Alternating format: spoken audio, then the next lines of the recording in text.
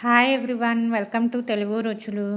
మీకు గనక నా వీడియోస్ నచ్చితే లైక్ చేయండి, షేర్ చేయండి, సబ్స్క్రైబ్ చేయండి. ఈరోజు మనం simple and tasty beans fry ఎలా తయారు చేయాలో చూద్దామండి. ఇది రసం, సాంబార్లో సైడ్ డిష్గా బాగుంటుంది. దీంట్లో ఎన్నో పోషకాలు ఉంటాయండి.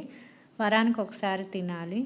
బీన్స్ మొత్తాన్ని శుభ్రంగా కడుక్కొని ఆరబెట్టుకోవాలండి. ఆ తర్వాత ఇక్కడ చూపిస్తున్న విధంగా చిన్న చిన్న ముక్కలుగా కట్ చేసుకొని వీటిని మనం బాయిల్ చేసుకోవటం కోసం ఒక గిన్నెలోకి తీసుకొని దాంట్లో కొంచెం దాన్ని మునిగే వరకు వాటర్ పోసి దాంట్లో ఒక స్పూన్ సాల్ట్ వేసుకొని మనం బీన్స్ మొత్తాన్ని కూడా ఇక్కడ చూపిస్తున్న విధంగా ఉడికించుకోవాలండి. ఇలా ఉడికిన తర్వాత ఒక స్ట్రెయినర్లో వాటర్ మొత్తం వంపేసి పెట్టుకోవాలి. తర్వాత డీప్ ఫ్రైకి సరిపడా ఆయిల్ ఒక కడాయిలో పోసుకొని దాంట్లో మనం ఆవాలు, జీలకర్ర, పచ్చెనగపప్పు వేసి ఆ తర్వాత మనం కట్ చేసుకున్నటువంటి ఉల్లిపాయలను కూడా వేసి బాగా కలుపుకోవాలండి. ఇవన్నిటిని కూడా దోరగా వేయించుకోవాలి. అలాగనే దీంట్లో ఎండుమిర్చి కూడా ఒక రెండింటిని వేసుకోవాలండి. కొంచెం టేస్ట్ బాగుంటుంది. ఇలా ఎండుమిర్చి, ఆనియన్స్ అన్నిటినీ కూడా బాగా దోరగా వేయించుకోవాలి. ఇలాగా అన్నీ కూడా దోరగా వేగిన తర్వాత మనం ఆల్రెడీ వడకట్టుకున్నటువంటి బీన్స్ ముక్కలన్నిటినీ కూడా ఈ కళాయిలో వేసుకోవాలండి. ఇలా వేసుకున్న తర్వాత వీటన్నిటినీ కూడా ఒక గంట తీసుకొని కలుపుతూ ఉండాలి. ఈ ప్రాసెస్ అంతా కూడా సిమ్లోనే జరగాలండి. స్టవ్ని సిమ్లో పెట్టుకొని ఈ ముక్కలన్నిటినీ కూడా వేయించుకోవాలి. ఇలాగా వేయించుతూ ఉన్నప్పుడే మనం ఒక స్పూన్ సాల్ట్ కూడా వేసుకోవాలి.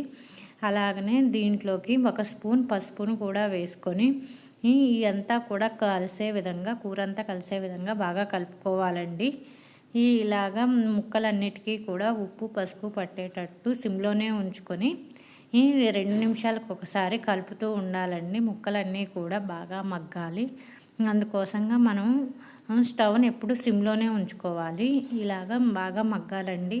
ఇక్కడ చూపిస్తున్న విధంగా బాగా మగ్గిన తర్వాత మనం ఆల్రెడీ మనకు రుచికి తగినట్లుగా దీంట్లో ఒక స్పూన్ కారాన్ని వేసుకుంటున్నాను. మీ రుచికి తగ్గట్టుగా వేసుకోండి. ఇలా ఒక స్పూన్ కారం వేసుకొని కలుపుకోవాలండి. కారం అంతా కూడా కూరకు కలిసే విధంగా కలుపుకోవాలి. అలాగనే దీంట్లో ఒక స్పూన్ ధనియాల పొడి కూడా వేసుకుంటున్నానండి. టేస్ట్ చాలా బాగుంటుంది. ధనియాల పొడి కూడా వేసుకొని బాగా కలుపుకోవాలండి. ఇదంతా కూడా బాగా కలిసిన తర్వాత మనం కాసేపు వీటిని వేగనివ్వాలి. ఇలా కాసేపు వేగిన తర్వాత చివర్లో ఒక 2 స్పూన్ల ఎండు కొబ్బరి పొడి వేసుకోవాలండి. ఎండు కొబ్బరి కర్రీకి బాగా టేస్ట్ ఇస్తుందండి. ఈ కొబ్బరి పొడి హెల్త్కి కూడా చాలా మంచిది. అందుకని కొబ్బరి పొడిని కొంచెం ఎక్కువే వేసుకోండి, బాగుంటుంది, కర్రీ టేస్ట్గా ఉంటుంది.